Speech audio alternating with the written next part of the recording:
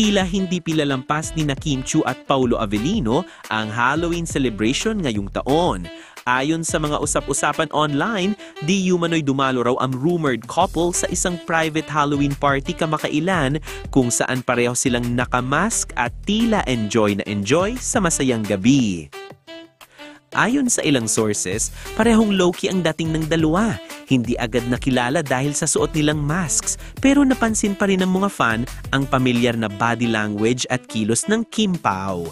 Sabi nga ng isa, kahit nakamask, halata pa rin yung kilig. Wala pang kumpirmasyon kung sila nga talaga iyon, ngunit maraming supporters ang kumbinsidong si Kim at Paulo ang magkasama. Ayon pa sa isang source, simple lang ang party, puro close friends lang. Pero kapag magkasama si Kim at Paulo, parang sila talaga ang highlight kahit hindi nagpapapansin. Marami tuloy ang kinilig sa ideya na kahit sa Halloween, may romantic twist pa rin ang dalawa. Sabi nga ng isang netizen, mask man o hindi, halata ang koneksyon. Kim Pao pa rin ang pinaka-magical ngayong Halloween.